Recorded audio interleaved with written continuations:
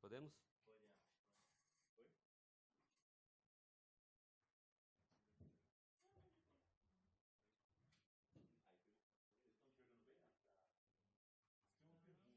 Já? Vamos chegar lá.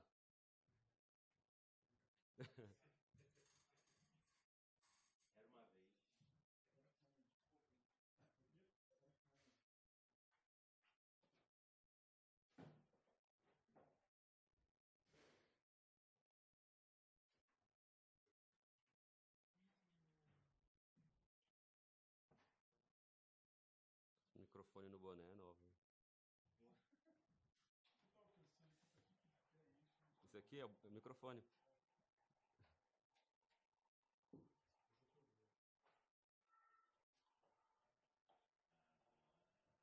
E a imagem tá boa ainda? Não ficou muito escura? Fechou? Podemos?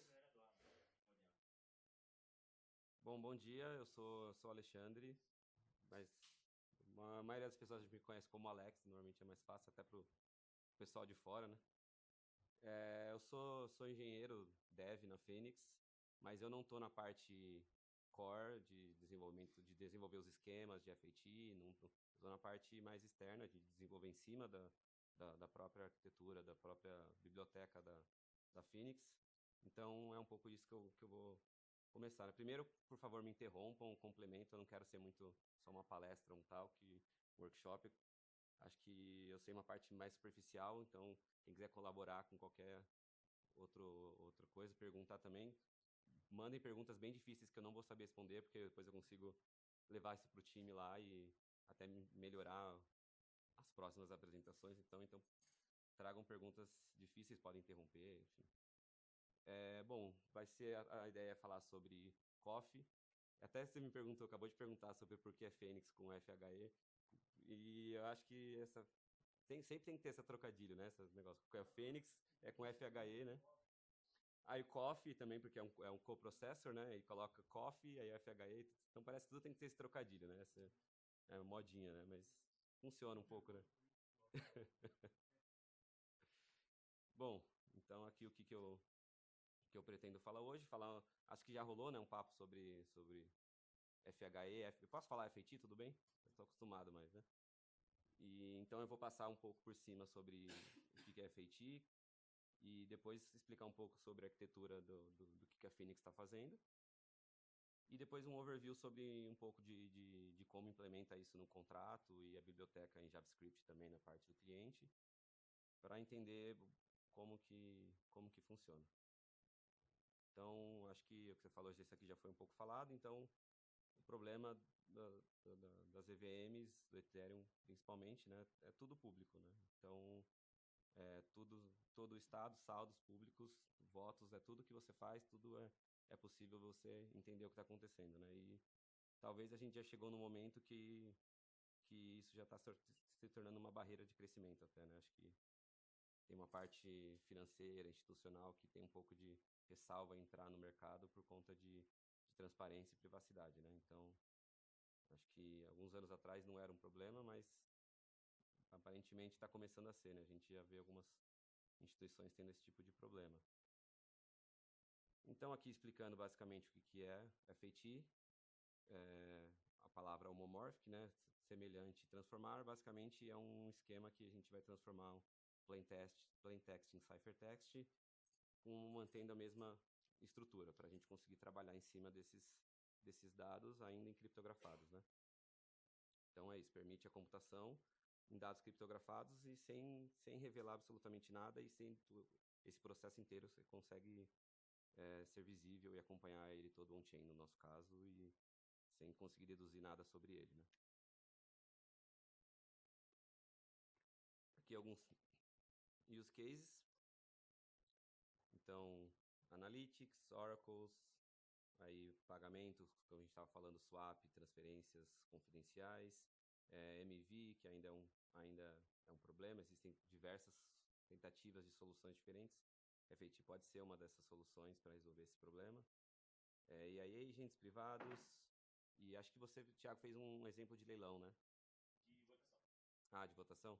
Mas acho que funciona meio que parecido com um leilão, né? Você faz todo o processo do leilão de forma secreta e no final você revela. Você consegue garantir que todo o processo foi feito de forma correta, sem conseguir identificar os lances do leilão. Agora falando sobre, aí já entrando na Phoenix em si, né? Então, o que a gente está desenvolvendo? No começo a Phoenix era uma L2 e mudou a estratégia para um coprocessor com a ideia de você rodar FAT em outras networks, né? No momento a gente está na Arbitrum, só em testnet por enquanto, na Arbitrum e na mainnet Cefolha, né? E aí, então é o que está escrito aqui, uma engine de computação off-chain que processa os dados no smart contract sem fazer o decrypt, né? E aí eu quero mostrar aqui, vamos ver se vai dar para, não sei se dá leitura. Dá um zoomzinho aí. Tem que puxar atrás, talvez. Ligar a janela, cara. Desliga o som, talvez. Ficar escuro, vou dormir.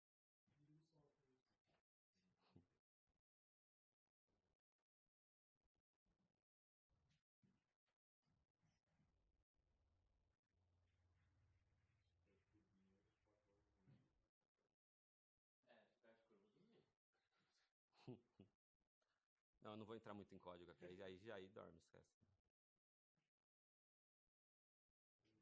Porra, agora. Nossa. Agora dá?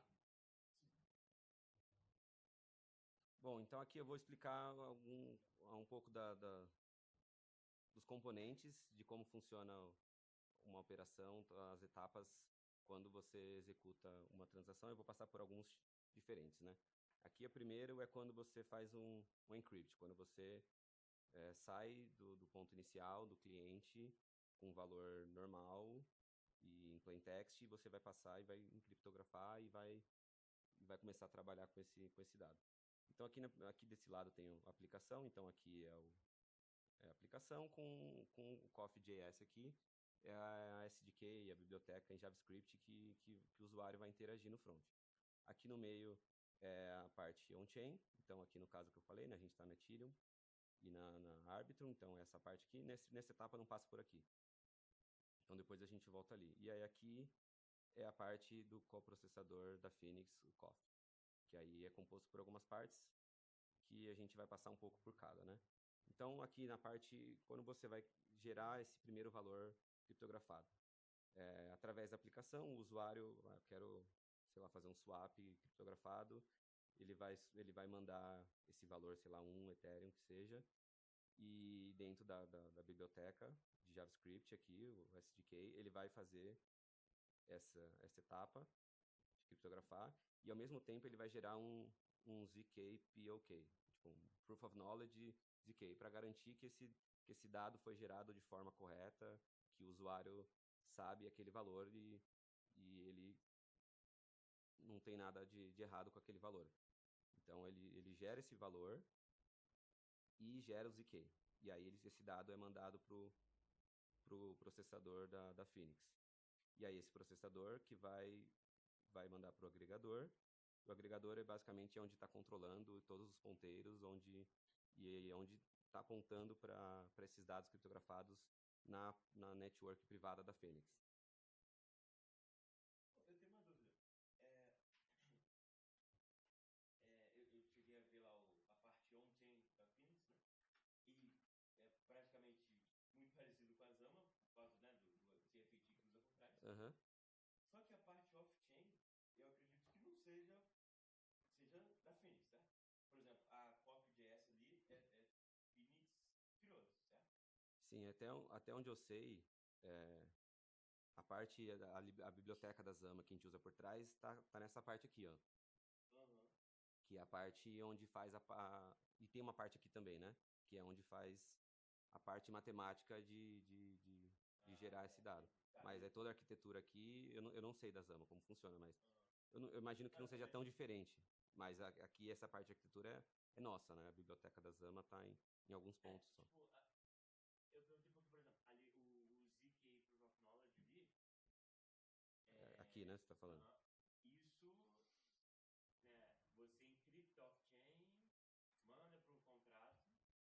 Então, aqui não tem o contrato ainda. Essa parte é só off-chain. Eu vou passar depois, mas essa parte aqui é só a primeira etapa de, eu vou gerar esse dado, esse valor, esse número. Knowledge ali, tu não tá fazendo. Isso aqui é off-chain. É tudo a parte do Mas COF você aqui. faz em common, né? Acho que é pra provar pra Phoenix que você sabe o que você tá mandando também. Você não mandou o número. Ah, justo. É que, tipo, junto dos dados vai a prova de que aquele dado é do usuário que foi cifrado Tá. corretamente. Não, Ele tá. verifica se a prova é válida. Não, beleza. E então é isso a parte inicial. E aí aqui, esse tamanho ficou bom também, que as imagens estão meio... Aqui é a parte on-chain. Então aqui é a parte onde vai para a transação on-chain. Então, imagina que primeiro tem aquela etapa de você gerar esse ciphertext, e aí você vai mandar ele para a network, você vai executar o contrato, e aí tudo que você vai usar da Phoenix, ele vai passar por esse contrato FAT Sol aqui. E aí, esse contrato, ele vai chamar alguns outros contratos aqui, o Task Manager e o ACL. Basicamente, o ACL é para garantir que você tem permissão de manipular aquele ciphertext, de você adicionar um valor nele, de você fazer o decrypting. Esse ACL que vai mostrar se o usuário não pode trabalhar em cima daquele dado. E o Task Manager vai emitir um evento que o COF vai estar ouvindo, né? E aí esse COF, o processador da Phoenix, vai ouvir esse evento com esse valor, vai fazer o trabalho, vai fazer a soma, a subtração em FAT, ou qualquer que seja a operação, e depois devolve pro contrato. É basicamente isso. Não tem nenhum grande segredo. Deixa eu ver se eu perdi alguma coisa aqui. Perguntar alguma coisa? O que eu tenho mais dúvida nele como funciona, isso tanto para frente quanto para Zama, onde que o dado fica guardado exatamente, tipo assim, on-chain é meio que só um ponteiro pro dado guardado nesse back-end. Onde que esse dado fica guardado no back-end de vocês? Aqui, ó. E se tem algum jeito de garantir que esse dado que está guardado é de fato o dado que eu mandei e que as manipulações feitas foram de fato como que ser feito? Tá. Sobre onde está esse dado, então aqui a gente, como se fosse uma outra network, né, privada da Phoenix, e onde está esses dados. Sim. E daí, privada, ela é privada para todo mundo ou ela é privada para gente, pública para a Phoenix? Tipo, a Phoenix consegue ver todos os dados. Você consegue ver, você não consegue ver o plain text, né? Você é só um ponteiro na Ethereum, na Arbitrum, você só tem o ponteiro para A Phoenix, ela tem acesso ao dado? só o valor criptografado, né? Assim como todo mundo. Entendi, mas nessa você falou que o dado está na private mainnet. Não, é privado porque o acesso do RPC é da Fênix, sabe? Você não consegue acessar. Porque o dado está cifrado. Não, mas isso daí não significa que é um private mainnet. Significa que você tem privacidade de dados. É privado ali de proprietário deles. Sim, Isso. tá, mas essa é a minha dúvida. Então, a Fênix, ela consegue ver o dado. O dado não cifrado. Não consegue, ninguém consegue. É uma das próximas etapas aqui também. Você consegue. Tá. Eu tenho uma dúvida. Como que a Phoenix garante a viability? Tipo assim, se essa private mainnet cair, sei lá, o servidor queimou, como é que eu recupero meu dado? Distribuído, né? Distribuído. É isso que é a questão. Ela é uma network também, né? O back-end é essa network. Acho que aqui são duas coisas, né? Tem o private, tem a network e tem a parte do COF, que é onde vai realizar esse processamento, né? Um ponteiro que você disse, fica no cofre. Ponteiro? Não, o ponteiro tá na Ethereum, na Arbitrum, Sim. tá on-chain. Aí esse endereço que o ponteiro aponta para, ele está em qual máquina? O endereço final que você quer acessar? Não sei se eu entendi, ó. O ponteiro tá aqui na host chain, que é a Sim. Ethereum, Mas ele e está apontando para outra network da Phoenix, que é onde tá tá apontando para Fênix? é, que é essa outra network. Mas você simplesmente achou que era uma outra chain? Então eu não tenho tanta informação, são boas perguntas que eu preciso. Depois a gente esclarece no Discord até como que funciona essa private Teoricamente, managed. então, ela seria uma private network centralizada que teria que os caras rodarem para poder manter a dataverability, né? Então, para mim não faz tanto sentido. Eu acredito que sim. Seria isso. Espero que sim também. Eu acho que é o que faz mais sentido.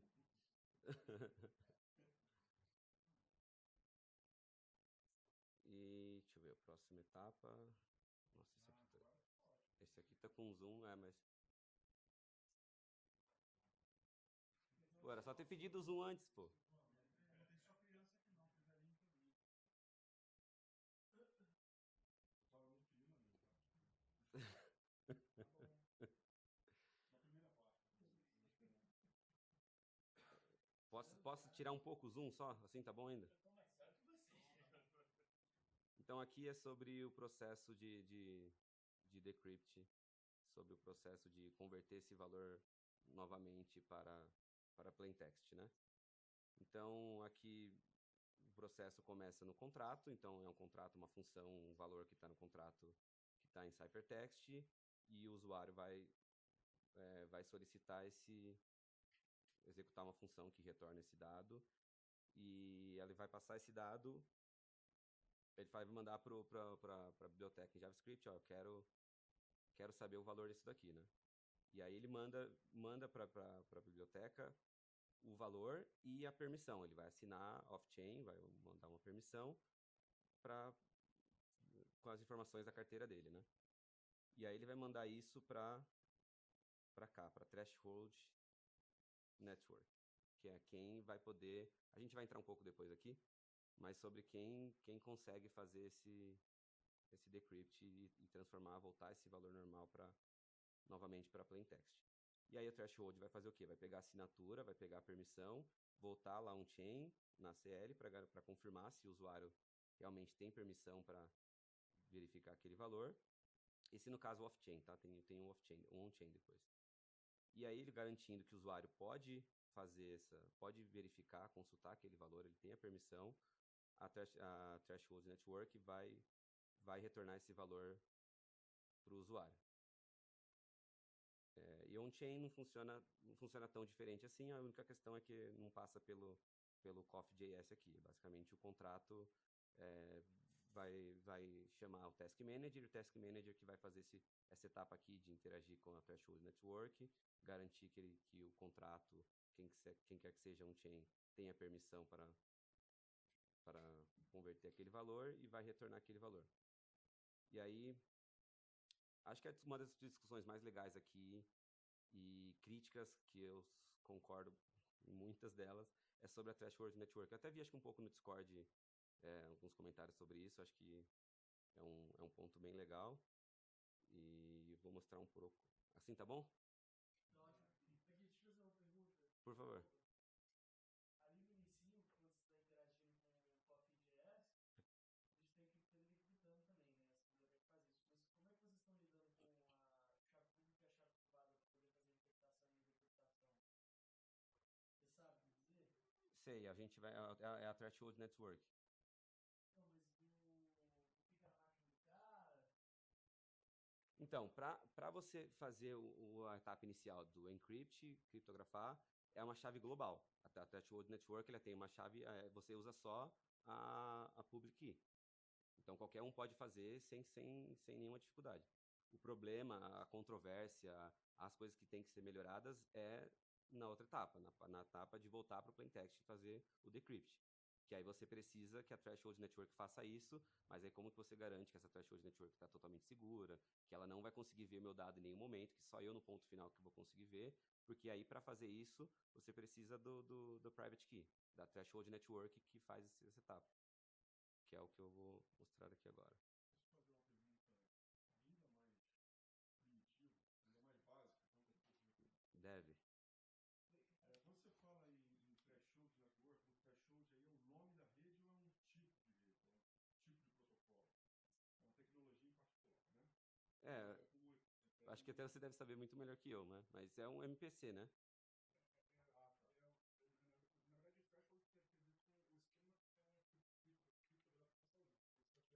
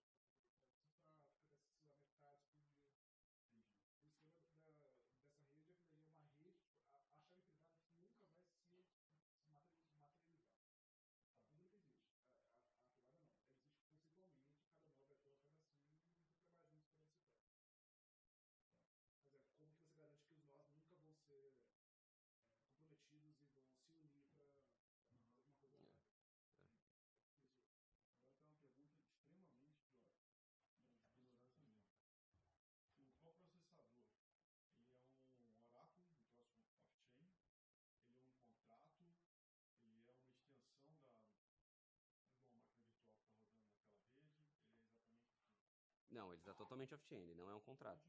É, é. Ele é meio que um servidor, né? Ele é um servidor da Phoenix. Acho que se alguém quiser complementar ou explicar de forma melhor, talvez. Então, sobre o que você estava falando, explicou muito melhor. Mas é isso, a Threshold Network é a parte mais. Acho que é a parte mais complexa, mais difícil do processo como um todo, de assim, garantir que é confiável todo o esquema, né? Então, o que você falou, o usuário vai mandar para a Threshold Network a intenção de decifrar o valor, e a Threshold Network, o MPC, ela vai trabalhar com todos os party members, e cada um vai decifrar uma parte, né? Depois ele junta tudo, você que junta tudo depois, né? E a parte que...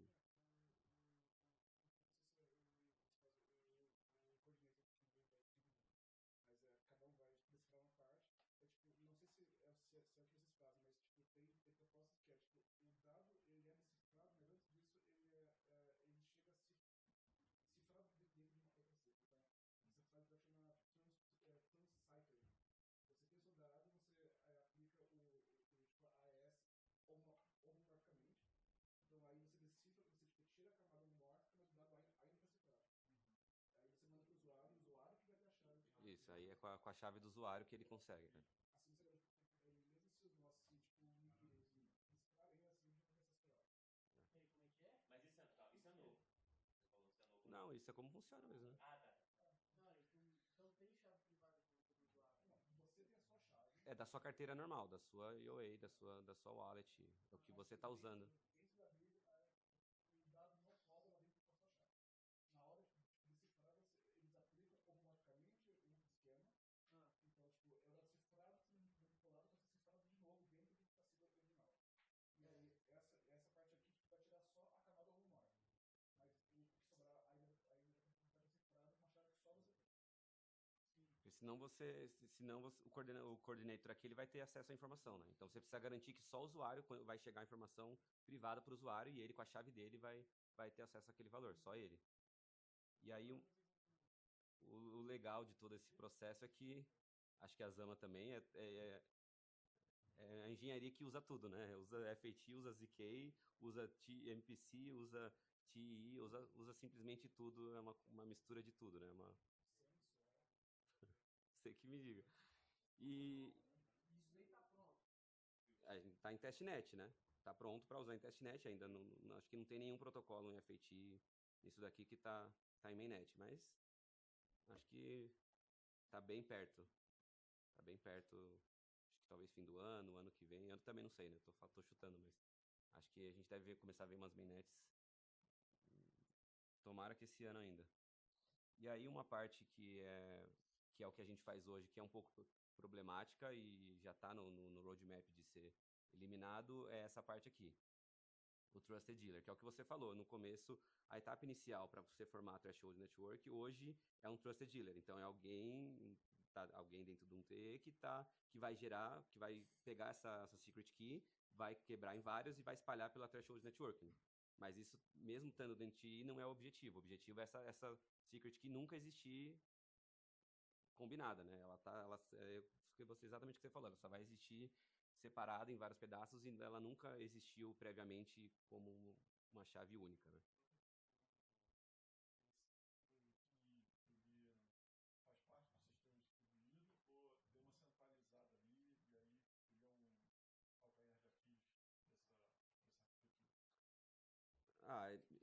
Eu posso falar a minha opinião. Eu acho que sim. Eu acho que tanto que até o que a Phoenix quer, ela quer eliminar essa parte. Ela quer. Sim, para qual parte? Ele é distribuído ou não? Não interessa. Que eu saiba, não. Não é. Não. E aí a gente quer eliminar isso, garantir que essa secret key ela nunca existiu. Ela já surge de uma forma totalmente já distribuída dentro da threshold. Que a gente não precisa ter um trusted dealer, essa é a ideia. A gente não precisa ter uma entidade que a gente vai confiar para distribuir essa chave. E hoje na testnet existe essa figura. Isso sim, sim.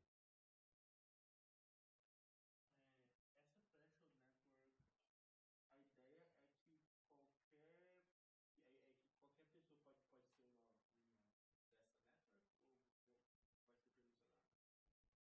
Não sei te dizer. Eu não. É uma boa pergunta, mas não sei.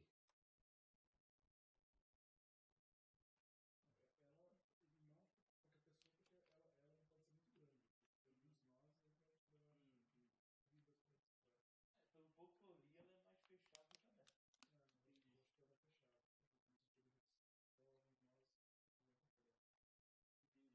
Mas isso é uma preocupação também, assim, o que você acha? É, a quantidade de nós nessa threshold, porque ela depende, tudo tá em volta dela, né? Se ela der um problema ali, acabou, né?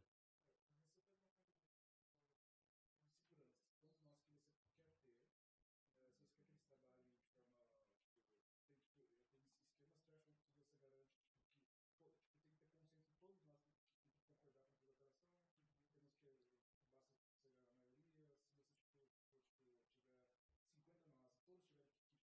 Então, o AF ele faz uso também dessa infraestrutura da Zama, não é só para a parte matemática.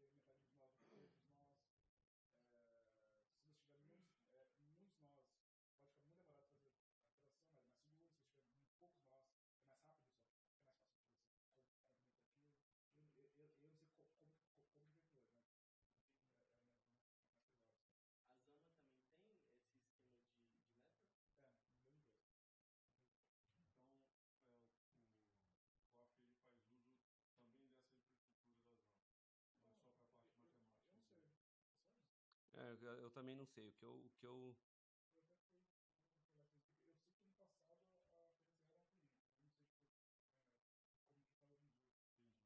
até, Como você está chamando de uma network separada, a impressão que eu tenho é que isso aí, por exemplo, pode ser de fato contratado como se fosse um partner da Fênix, né? Ou seja, faz parte da sua arquitetura, mas você delega essa parte do processamento para um partner. a Ou pa- isso, aqui, a threshold, Toda a tá? parte off-chain, talvez.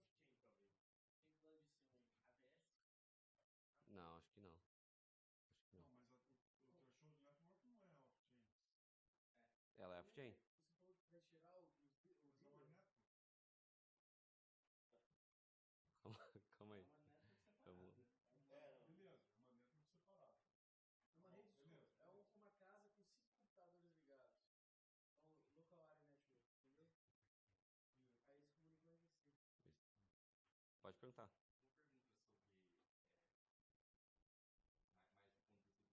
pergunta sobre mais do ponto de vista do usuário. Qual que é o modelo de negócios de um coprocessor? Você tem uma fee em cima da taxa de transação que o usuário já paga para que essa transação seja privada? Ó, a última atualização que eu tive é que não, o modelo de negócio ainda não está totalmente definido. É uma preocupação também, onde que, assim, como o objetivo é ele ser totalmente um serviço on-chain para você trabalhar dentro das networks, o modelo óbvio normal é isso, né? Uma fee, dentro da transação, né? Porque a gente está executando essa operação, Na né? testnet isso hoje é de graça. Por exemplo, se eu quero enviar um token privadamente, hoje na testnet eu só pago a taxa É da porque hash. você vai pagar, essas operações são mais caras, né? Quando você vai executar, ele vai chamar esse contrato aqui, o FT Sol, que é onde vai fazer as operações e tal. Então, sua transação vai ser mais cara naturalmente. Vai ter mais etapas. Só que eu não sei se a gente cobra uma FII. Na testnet, acho que não deve ter nenhuma FII extra, né? Tipo, como que funciona? É um pouco nessa linha, eu queria ver se tem alguma opinião, porque meio que a Phoenix está guardando um dado off-chain, certo? Então tem um custo de storage para todos. E daí, beleza, digamos que eu paguei para você guardar um dado meu lá e eu sumi. A ideia, você tem ideia se a Phoenix quer se comprometer a guardar esse dado para sempre? Ou tem algum tempo? E se eu não aparecer dentro de um ano e para pagar, a Phoenix me apagaria? Então, para mim, na teoria, o dado tá aqui, né? Tá numa outra network, né? Sim, então meio que só que daí ele vai esse estado vai crescendo, né? E tem um custo de storage. Sim, como sim. Então a ideia eu sei que não está pronto o modelo de negócio, mas a ideia seria então que uma vez que você coloca um dado lá, a Fênix se comprometeria a meio que fazer storage para sempre. Espero que sim, né? Acho que sim, acho que o objetivo é Não, esse. porque tem, Mas o tem custo, blockchain que depois de um ano ele joga fora. não sei, Então, essa depois que você pegou arquitetura. o dado ali e escreveu em plain text na network principal, se ele sumir daqui a um ano no criptografado, tanto faz, velho. Já tá na principal, em plain text. Não. Não, na principal eu tenho só ponteiro, assim, mas digamos que eu Não, nunca lá, decrypte. volta lá na parte da esquerda do. Não, mas você tá Aqui. assumindo que eu decriptei, certo? É, mas aí se você perdeu, você perdeu, né? Não, Não, mas mas é que imagina. o usuário tem duas ações. Ele encripta e ele decripta. Porque ele pergunta, mas se ele nunca decriptar, você teve um custo Entendi. para salvar o ciphertext e o usuário não pagou na hora de decriptar. É, assim, eu paguei pra guardar e eu morri. Aí eu nunca fiz nada. Aquele dado fica lá. Não, entendi, é uma boa pergunta. O Clark, Eu não sei, é porque aí eu não sei se faz sentido guardar pra sempre ou se o desse negócio vai ser tipo, depois de 2 anos, se tiver pagamento, eu deleto. O que quem faz? Chainlink. Chain. Após um tempo, às vezes eles tiram. De novo, óbvio, são aplicações diferentes. A Chainlink é o Chain Function que depende da. Quer acessar um API sem faz encripta, sobe para o nodo da Chainlink, ele fica lá por 24 horas. Depois ele tem que renovar, tem que subir de novo. Mas é um dado não permanente, né? É um dado não Exatamente, permanente. eles tiram, você tem que subir de novo depois. Só que também você faz isso off-chain. Não faz uma chamada on-chain para daí subir esse dado. Sim, Faz isso off-chain. É, não, eu Bem tenho essa diferente, dúvida né? mais no sentido de como é que isso faria sentido, tipo assim, porque tem isso, né? O dado ele tá guardado pelo Fênix. Uhum. E daí eu nem sei qual que é, porque teve várias computações, por exemplo, no dado, eu nem sei qual que é, mas tá guardado lá. Então o que aconteceria eventualmente, primeiro, se a Fênix, sei lá, a Fênix ou qualquer um falir, por exemplo, Show. nesse caso. Não, é porque no fim das contas é uma pergunta. Não, é válido demais. É uma preocupação. Eu acho que isso não volta ao modelo de negócio que nunca estruturado. Não, Não, mas é uma pergunta muito não, boa. mas não é nem modelo de Como negócio, construir é uma porque, por aplicação exemplo, financeira em cima de uma coisa, né? não, mas não é nem Exato, não, isso. mas é isso. Você precisa garantir que a DA tá funcionando e ela tem a durabilidade. O protocolo, por mais que, sei lá, faliu, por exemplo, Quem não fala isso, eu tenho que. Sim, mas por exemplo, eu teria que ir lá, eu conseguiria reconstruir algumas coisas. No caso da Fênix, como ela tem o dado, eu não conseguiria reconstruir nada, porque eu perderia só. Certo? É, Porque muita coisa. Não, porque, por exemplo, para alguns protocolos, digamos, ele sair, ele não funciona mais. Como o dado é público, pode ser caro, mas eu consigo reconstruir o que existia, eu consigo eventualmente fazer meu próprio, eu consigo pegar o dado, tratar, eu consigo refazer o que existia. No caso não é FAT que eu não controlo, digamos o dado sumiu, por qualquer motivo. você pode garantir. Aí a Phoenix falindo não tem nem como dar chave privada para o usuário. Assim, agora toma esse seu. Exato, não é. Assim, uma vez que a Phoenix faliu, por exemplo, o dado sumiu, não tem mais o que fazer. não, são questionamentos. Eu vou questionar e a gente continua no Discord. Eu não tenho a resposta, mas é muito importante essa informação, com certeza. Você não sabe quanto tempo que o usuário vai demorar para requisitar. Nem é o problema, mas é principalmente, tipo assim, quanto tempo eu tenho de garantir que meu dado tá lá? Sim, Digamos sim. que, por exemplo, acho que foi a Câmara que fez um negócio lá de colocar um dado on-chain para os meus herdeiros irem lá e recuperar, certo? Então eu tenho que garantir que esse dado está guardado e vai poder ser recuperado em 30 anos. Com certeza. Pode ser que o ChatGPT esteja alucinando. Mas, de acordo com ele, essa parte preliminar vai ser usada para teste e para integração. Tá. Quando, em produção vai ser tudo feito, o dado vai ser armazenado onde? Mesmo o dado vai ser armazenado. O dado cifrado O ciphertext vai ficar na própria network. eu li aqui no Docs vai ficar armazenado 2 anos. Ah, então respondeu.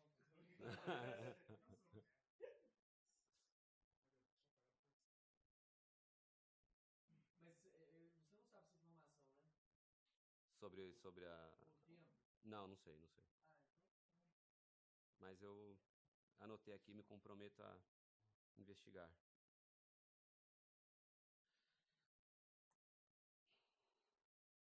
falando um pouco mais, acho que a gente já discutiu exatamente esses pontos ali atrás, mas só retomando, então qualquer pessoa pode usa para eu escrevi errado aqui, é private key não, né? É a public key. Escrevi errado aqui, mas tudo bem. Todo mundo pode usar a public key para criptografar, e a secret key é que é dividida pela rede, que é a responsável para fazer o decrypt depois no esquema de MPC. E aí agora um pouco mais prático, como que funciona a implementação, como que funciona basicamente alguns exemplos de contrato, como que a gente inicia e como é simples para quem já está trabalhando com smart contract, não tem muita diferença. Então aqui é o que a gente comentou, o usuário vai gerar esse dado, vai interagir com o contrato, e aí você precisa garantir a permissão para aquele usuário conseguir manipular aquele dado novamente no futuro. O usuário assina a permissão e depois ele pode consultar aquele valor. Aqui é o que os componentes, então a parte é a biblioteca no Solidity, a biblioteca JavaScript, teste e a threshold. Cara, no planejamento final, essa parte do threshold network do MPC, você sabe se vai ser, tipo, eles planejam qualquer pessoa pode ser um operador? Ou vai ser tipo, sempre proprietário? É o que a gente falou, assim, não sei dizer, mas se ela for muito grande, ela pode ser um problema de tempo, de resposta, né, de demora. Acho que são os problemas comuns acho que de Sim, todos os a MPC, né? pergunta, na verdade, é que eles estão planejando. Vão deixar qualquer um ser operador? Ou não? Não sei. Acho que não, mas acho que não tá, não é uma coisa batida em pedra, assim, né? Acho que eu apostaria que não também, mas eu não tenho uma resposta Porque oficial. poderia ter uma lista de N operadores e aí, dependendo da sua implementação, você seleciona aleatório. Qual seleciona aleatório para poder minerar? Você tem X. Sim. E aí usa a chave deles para poder fazer a chave global dessa operação. Então, eu não entendo tanto de MPC, mas eu acho que não é o que é comum, né, usado nos MPCs, esses mais abertas assim, né? Então, como você vai ser mais ou menos isso? Mil volts também vai acho que não sei. 1 milhão de bots que roubam a rede para eles e eles podem decifrar o que quiser. Mas isso é o problema de todas as redes, né? Eu acho que sim. Não, Sim. 51% da ataque. É. Não, mas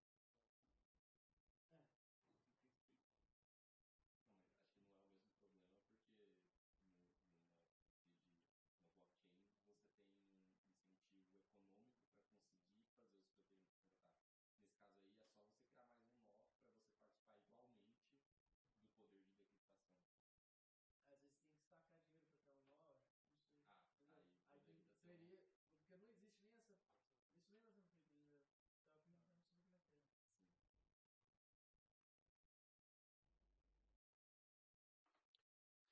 Então, aqui mostrando um pouco de código. Espero que ninguém durma, mas prometo que vai ser pouquinho. Então, basicamente, em Solidity é isso daqui. Você vai importar a nossa biblioteca, que essa daqui é a FAT, basicamente ela é a principal. E aqui numa operação, então aqui só uma soma simples. O tipo, aí existem dois tipos, né? Existe esse in e o int, e existe depois o as e o int. Que basicamente o in e o int é o que tá vindo do cliente, né? Quando o usuário manda, ele tem que mandar nesse dado, porque além do dado criptografado, ele tem alguns metadados, ele tem outras informações a mais nessa variável. E aí, quando você for manipular, quando você for interagir com essa variável, você precisa converter ela. Então, você faz essa conversão, que é isso aqui, FAT, as e o int, e transforma a variável.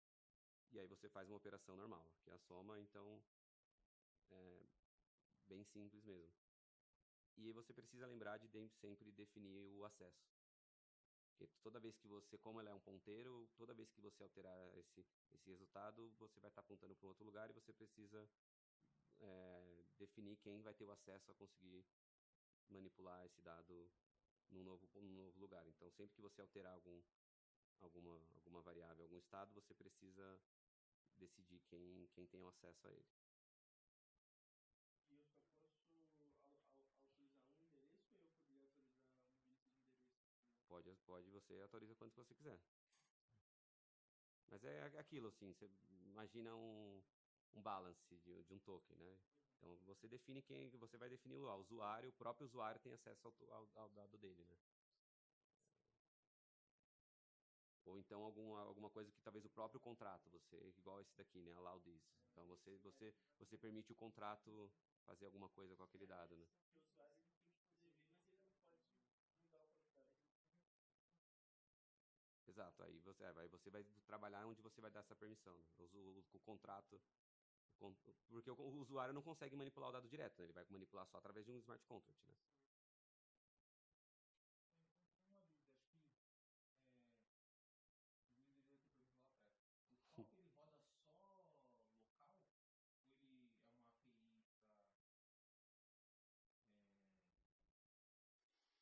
Então, cadê onde? Acho que eu já até perdi aqui. Então, o Coffee, ele tem a parte, você interage com ele através de duas maneiras, através do smart contract. Então, quando você aqui dá esse import, né, feiti, esse contrato internamente vai estar chamando lá o Coffee, o servidor, e através da biblioteca do JavaScript, do SDK. Então, dentro do cliente, o usuário... Ele não fica só localmente, né? Ele puxa. Manda essa requisição para um servidor. É um instânciazinho, né? Uhum. Eu acho. Não, mas é isso. Alex, acho que eu fiz sentido isso ficou claro para mim. O allow this, o que você está fazendo é permitindo que um contrato faça o que exatamente? Aqui o allow this, então, você está permitindo o contrato a ver esse resultado, Ter acesso ou ao resultado encriptado. ao result. Então, Encriptado no sentido PHE do termo, né? Aqueles dois níveis lá de encriptação. isso. Então, mas aí o allow this vai estar permitindo que o contrato faça operações de FHE em cima daquele É isso. é o int 32 result, ou que ele possa, sei lá, fazer coisas que um contrato normalmente faz com um valor que está na blockchain. Entendeu o que eu quis dizer? Entendi. Então, acho que eu vou te dar um exemplo aqui, talvez fique mais claro, explicando um pouco melhor isso aqui, né? Então, imagina que essa result é só uma variável dentro do contrato. E toda vez que você executa essa operação add, você só está adicionando um valor nesse result. Então, toda vez que você altera esse result, você precisa dar um allow this para permitir que esse contrato consiga executar essa segunda operação de novo. Porque na próxima vez que você executar essa operação add, se o contrato não tiver permissão, isso aqui vai reverter. Porque o contrato não vai ter a permissão de adicionar um valor nesse result, entendeu? Isso, nessa variável específica. Aí você pode definir quem que você quer dar permissão, o contrato ou um usuário, por exemplo. O allow this é a mesma coisa que um allow, parênteses, result, vírgula, o contrato, entendeu? A gente tem as duas versões, eu vou mostrar também. Aí a gente tem a outra versão do allow, que é para o usuário, que você vai só passar o endereço, né? Você passa a variável e o endereço de quem pode adicionar ali. Aqui a parte do cliente. Então também não tem muito... Para quem já mexeu com a parte de front de ithers, VM, WAGMI, aqui segue o mesmo. Até usa acho que a gente usa só o ithers por trás. Acho que tem umas variações de VM também para quem mexe nessa parte.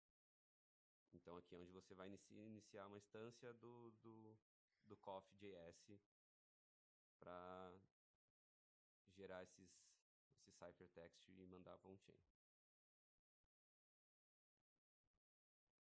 Aqui dá para dedar. Então aqui é só um exemplozinho de como faz essa parte no client.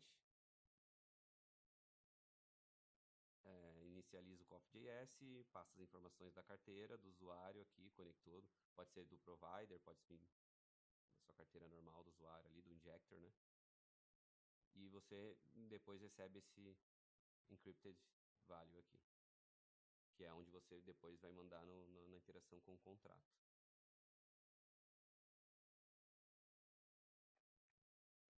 Aqui é um pouco daquele mesmo outro slide, mostrando aqui um pouco mais...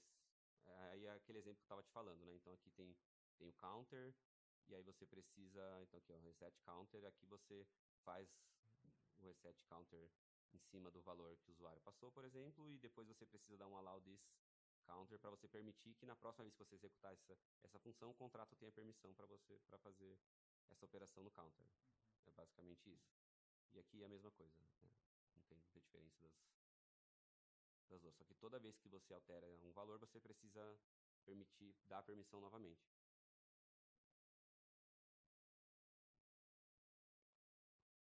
Aí aqui é os dois métodos de fazer esse plaintext para ciphertext para plaintext, então um on-chain e um off-chain. Aqui a gente já discutiu um pouco, né, sobre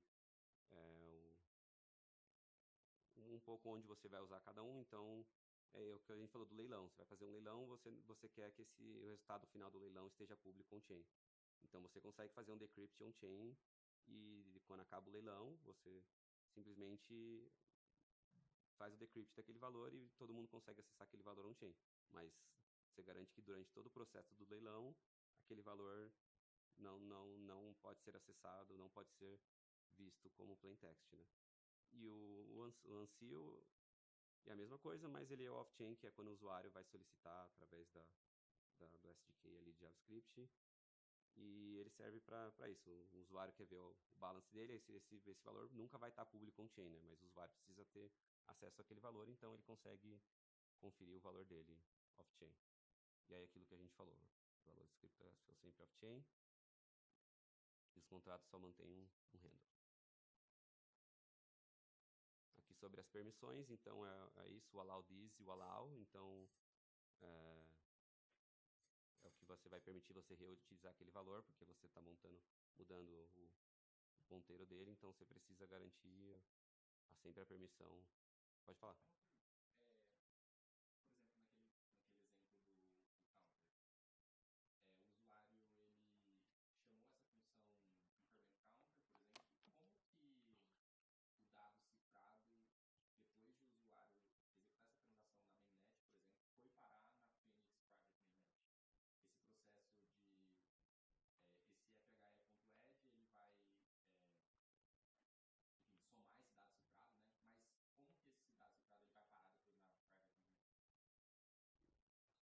Dá para voltar em qual deles? Acho que é esse aqui, né? Então aqui, a etapa de uma operação é essa daqui. Tá dando para entender?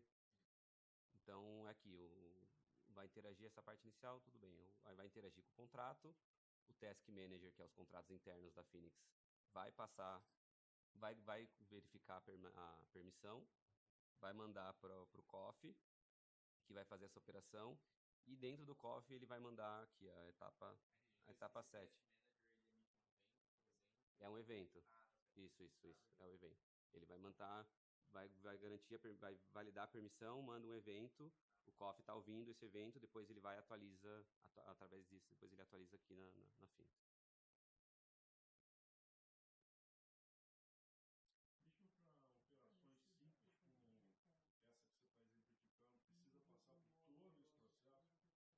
Sim. Tudo que você for fazer com todas as operações em FAT, ele vai ter que passar por todo esse processo. Imaginei que você, sei lá, invocasse certas ações específicas, funções específicas, chegasse até a ponta de armazenar isso na rede da Fênix. Mas se a única coisa que você quer fazer são operações homomórficas, sem nenhum efeito colateral nem nada, coisa que o contrato só quer trabalhar nesse nível, não quer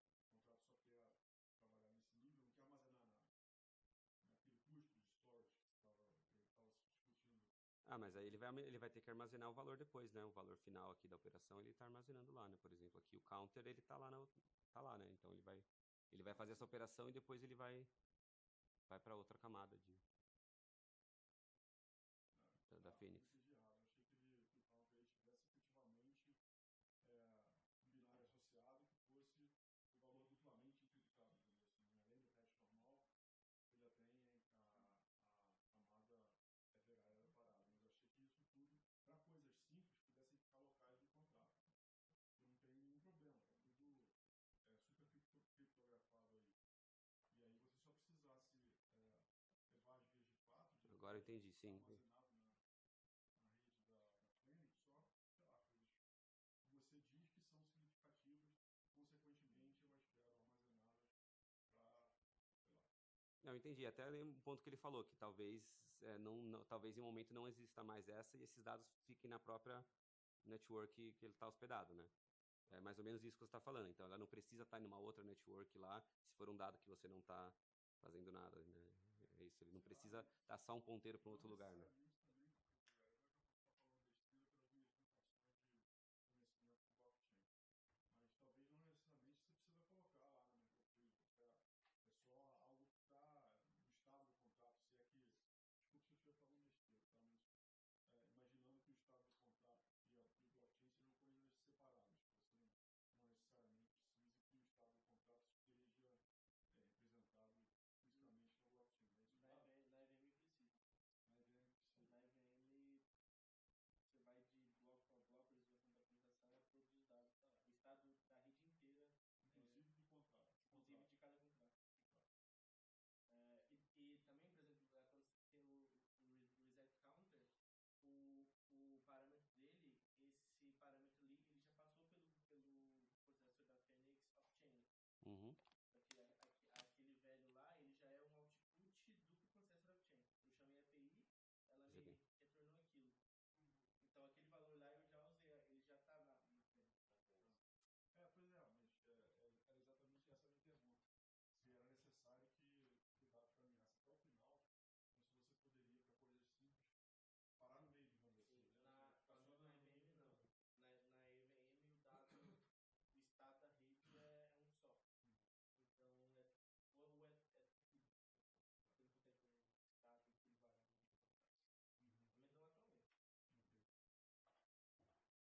e tudo variável. Pelo menos não atualmente. Aqui já passamos. Aqui alguns exemplinhos besta, mas para entender que dentro do contrato ele não consegue saber. Aqui entrando em design patterns, né? Então o contrato não consegue, você não consegue fazer um comparativo normal se um dado é maior que o outro, se esse dado está em FAT na biblioteca normal da Solidity, né? Então é isso que o contrato está enxergando. Você não consegue fazer uma comparação se maior é igual direto em Solidity. E aqui também você não consegue fazer uma ordenação dos números, porque é isso que a Solidity está enxergando. É tudo dado que para ele não significa nada, né? Então por isso que a gente precisa seguir alguns caminhos diferentes quando vai fazer algumas operações, algumas coisas, porque tem a noção que as operações normais dentro do smart contract não vão funcionar com esses dados criptografados. Aqui alguns exemplos, acho que esse aqui é o último, é um exemplo disso, então, que eu vou ler. É um if-else, ele não vai funcionar com FAT. Simplesmente porque, por ser tudo público, se você faz um if-else, você vai conseguir saber o resultado daquele dado, né? Se você faz um if-else, você consegue saber qual ramo que o smart contract tomou. Então, se você consegue saber qual ramo, você consegue saber o valor daquele dado, né? Se você tem um boolean encriptografado, se você faz um if-else, você consegue saber se ele é true ou false, porque você consegue saber qual caminho ele seguiu. Então, aqui é um exemplo que você vai ter que, sempre que você tem que fazer loops, if-else, essas comparações, você vai sempre ter que seguir todos os caminhos possíveis. Então, no caso de um if-else, você precisa considerar os dois caminhos. E o smart contract ele vai ver os dois caminhos, ele não vai conseguir saber, porque se você sabe qual caminho, você sabe o que é aquele dado. Por favor. Mostrou o exemplo dele. Michel, você. Porque você não está olhando para mim. Não, estou vendo. Tinha um if, também serve para o Pedro. O Pedro está olhando para mim e fala com o Pedro. Tem um condicional como uma a gente tem aí também. Mas aqui não pode. Não, pode, é o que eu vou te mostrar. Você não pode usar o if normal do Solidity. Você usa o da nossa própria biblioteca, que é o Select, que o Select, aqui no caso, dentro do Solidity, ele vai interpretar os dois caminhos. Por isso também isso torna a operação mais cara, com certeza. Isso vai gastar mais. Essa linha de código é exatamente igual àquela, tipo, se for o candidato que eu selecionei, eu dou 1, se não, eu dou 0. É exatamente isso. Né? Contei. Eu acho que isso aí deve ser RPGRS. Então, o nome dessa função, inclusive, já mudou várias vezes. Era CMux. If then else, agora ficou select. Mas é isso, a biblioteca ela vai considerar os dois caminhos sempre, porque você precisa considerar tudo. Então você não pode fazer um if else, um maior igual, um maior. Você não pode fazer essas operações com esses dados. Você precisa sempre usar a nossa biblioteca, ou no caso da Zama, usar da Zama, claro, para fazer essas operações, essas comparações, esse select, porque aí internamente a biblioteca vai fazer essa ramificação interna sem vazar na on-chain qual ramificação foi seguida, né? O while é impossível, né? Porque Porra, não tem como ter um critério de parámetro. É. Um while, por exemplo. Mas como é um oráculo ali também, não tem como você ter um while. Como é on-chain, por exemplo. O FHE é ponto sol, né? Sim, acho que é. E tem como rodar. Não, o for pode, né? Mas também não O tem for como pode. você FHE sem ser on-chain também? Não tem como separar antes com break. Rodar off-chain? Tem que rodar sempre todos os. Existe a Fênix. Não, a Fênix não. A Zama tem. A Zama tem as bibliotecas de FAT e off-chain para outras utilidades, machine learning e tal. A Fênix não. A Fênix é só o coprocessor. Tá só nessa parte on-chain. Não abrange mais outras coisas. Então, lembra algumas coisas lembram bastante o Circon nesse sentido de você precisar até algumas coisas de constraint do Circon, né? Você precisa indiretamente garantir que você está cobrindo todos os casos, que você está validando se o dado se não tem nenhum leak de informação em algum dado, mesmo se você não está descriptografando, mas indiretamente talvez você consiga descobrir alguma informação e tal, através apenas do design pattern. Sabe? Então são algumas precauções que você precisa tomar a usar uma biblioteca de FAT. E é isso, aqui é um convite para quem estiver em DevConnect em novembro. A gente vai ter um Encryption Day lá, um evento da Phoenix, anúncios, palestras, focado em encryption, então não só FAT, vai ter de tudo. Espero estar lá, não tenho certeza ainda, mas convido a todos. E fazer um pouco de jabá, sem querer fazer muito jabá, a gente está num momento muito bom. Graças a quem veio antes, a América Latina está ganhando um espaço legal. A Phoenix faz parte disso e a gente está com um programa novo de Bounty, está querendo fortalecer a FAT, então acho que tem muita coisa para ser criada ainda. Ainda é tudo muito, muito novo de FAT. Então, para quem estiver participando de hackathon e quiser desenvolver alguma coisa, me procurar a Phoenix, que a gente tem Bounty, tem bastante coisa rolando e jeito de ajudar também projetos. E é isso. Mais perguntas, mais coisas? Você não vai, não, que isso? Tem que ir. Não, espero que sim, né? Mas sei lá, né? Espero que eles me mandem, né? Ainda não tenho certeza. Não. Mas acho que sim. Manda. Quando o Thiago apresentou o trabalho dele lá com formas de votação, se era Votação. Eu fiquei com uma impressão, que posso ter entendido errado, que a cada operação que ele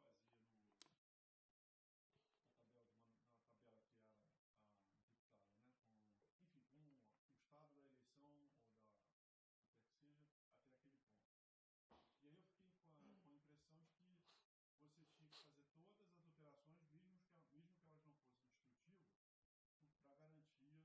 Sim. privacidade do dado, né, da segurança do Aham. dado. No entanto, Que é o que você o que adiciona zero, né? Meio que você adiciona o zero e aí o valor muda, você não sabe se você adicionou zero ou não, ou se você adicionou um valor ou se você adicionou zero, né? mas será que não existe um tipo de dados dicionário, tabela, quer que seja, homomórfico, de tal forma que você possa passar o índice encriptado e o valor encriptado, e a biblioteca se encarrega de fazer isso de tal forma que eu, como programador, não tenha que me encarregar de pensar e fazer uma repetição como essa, por exemplo, para cada um dos caras lá, eu faço uma atualização, enfim, não sei se eu estou conseguindo me explicar direito. Acho que eu estou entendendo um Porque pouco. é como se a operação de atualização fosse a tua primitiva, FHE, né? Que ela pode ou não atualizar, você não sabe. Mas a minha pergunta é, será que não existe um tipo de dados FHE mais rico, que é o dicionário como um todo, onde você passa, eu quero atualizar algum índice, que é esse aqui, encriptado, com esse valor, que é esse valor aqui encriptado. De tal forma que eu não tenha que eu mesmo fazer uma repetição externa, fazendo chamadas que eventualmente não serão. Então, eu acho que até o Luiz, né, deve saber entender melhor essa etapa, mas eu acho que quando você estiver executando o smart contract dentro da sua etapa, você ainda vai vazar se você não fizer todas essas operações. Porque você vai conseguir rastrear etapa por etapa, opcode por opcode ali dentro da on-chain. Se a biblioteca pudesse fazer isso, ela teria que saber qual é efetivamente o índice. Exato, em algum momento ele vai ter que saber. Você usa uma função que é abstrai isso. Então você pega você pega uma. Você finge que é um hashmap, mas na verdade um array. Você fala, eu quero atualizar esse endereço aqui com esse para adicionar tal valor. Então você vai, testa um por um, vê qual que é igual, e no que for igual você adiciona e nos outros você adiciona o zero. Então você. Só que daí você continua. Você vai ter que fazer de qualquer forma, Você vai ter que saber. mas você tem como fazer uma função que abstrai isso para qualquer mapping, por exemplo. Qualquer dicionário. Só que você continua fazendo, só que um pouco mais abstraído. Não, beleza. Mas eu não acho que é. O que eu estava pensando é se existiria uma operação criptográfica que me permitiria fazer isso sem que eu tenha que. Cara, o que eu. O que você quer evitar a repetição. Quer dizer, eu quero evitar ter que fazer uma atribuição de zero. Porque se você não tivesse atribuindo zero, você tem que fazer um monte de coisa, mas se não é zero, você não.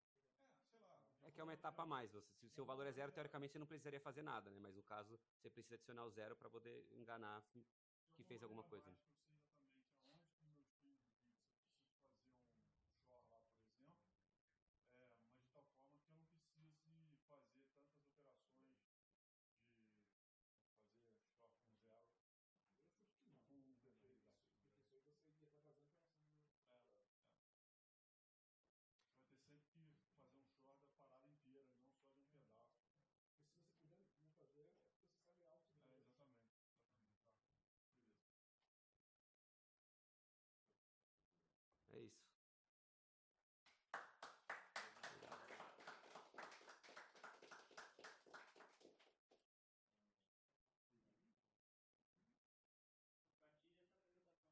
Compartilhe. E aí tem outro material para compartilhar também.